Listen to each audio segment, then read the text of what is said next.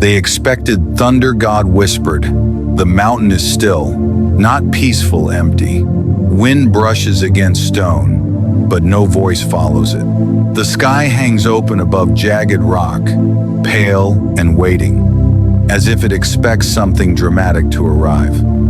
Elijah stands alone, cloak pulled tight around his shoulders, eyes fixed on the horizon. He has come here because God told him to, and because everything else has fallen apart. Just days ago, fire fell from heaven. Flames consumed the soaked altar on Mount Carmel, licking stone, wood, water, leaving nothing untouched. Israel saw it. The prophets of Baal were silenced. The people cried out, "The Lord, He is God." Thunder would have made sense then.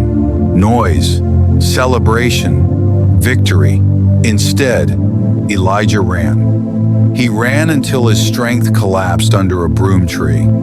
He asked to die. He slept. He ate because an angel told him to.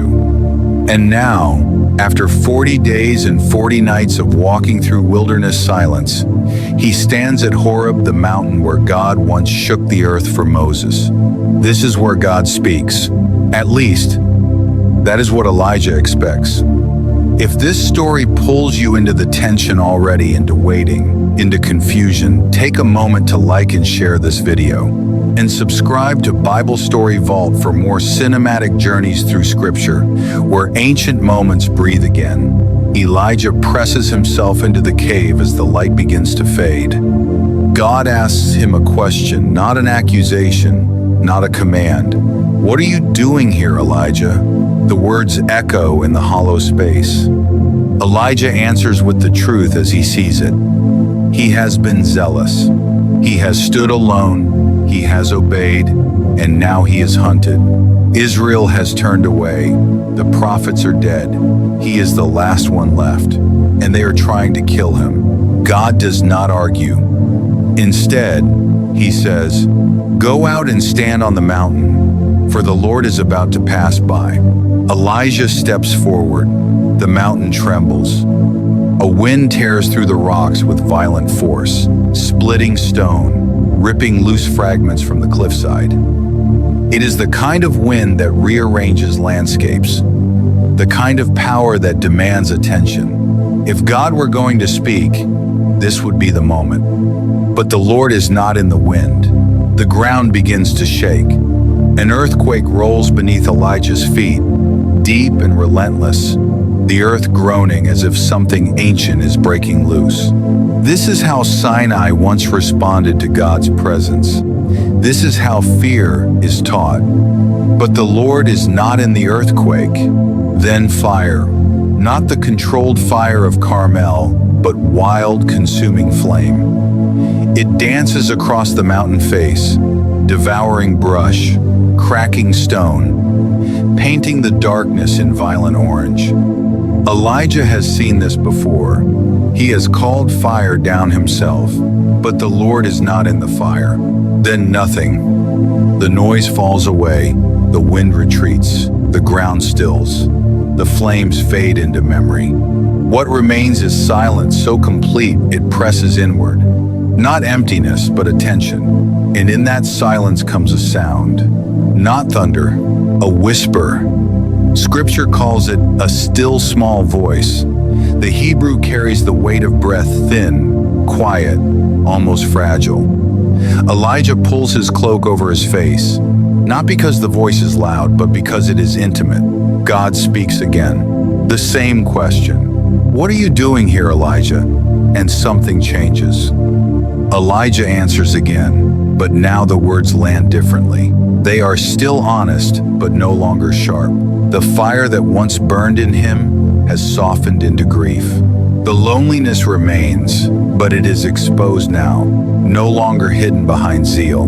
God does not rebuke him. God gives him direction. The whisper carries instructions, specific, purposeful, grounded. Elijah is told to return, to anoint kings, to call another prophet, to understand that he is not alone. 7,000 remain who have not bowed. The world has not ended. The mission has not failed, but the work will continue differently than Elijah expected. The miracle here is not that God spoke, it is how he chose to speak. Elijah expected thunder because thunder confirms importance. Thunder demands obedience. Thunder proves power. But God chose a whisper because whispers require closeness. You cannot hear a whisper from a distance. You must be still. You must lean in. This moment reshapes how Scripture understands divine presence.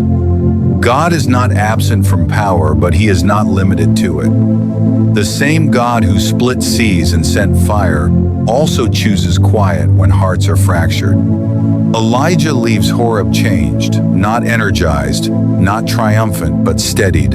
The story does not end with applause. It ends with obedience resumed.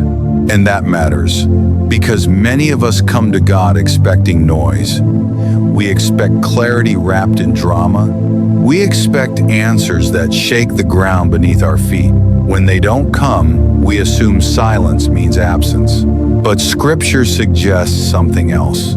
Sometimes silence is not the absence of God. It is the environment required to hear him. Elijah's story sits quietly beside ours, not as instruction, but as invitation. To consider that the moments when God feels least dramatic may be the moments he is closest. The whisper does not overwhelm. It accompanies. It does not dominate the senses. It meets the soul. And when Elijah walks away from the mountain, God does not follow with spectacle.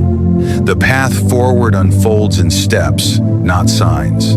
The prophet who once stood alone now walks knowing that God's presence is not measured by volume, but by faithfulness. The story settles gently. The mountain returns to stillness. The cave empties. The whisper fades not because God has left, but because he has said, enough. And perhaps that is the question Scripture leaves us with. Not why God whispers, but whether we are willing to quiet ourselves long enough to hear. If this story resonated with you, if you are listening for God in a season that feels quiet, consider subscribing to Bible Story Vault for more cinematic journeys through Scripture, where even the whispers carry meaning.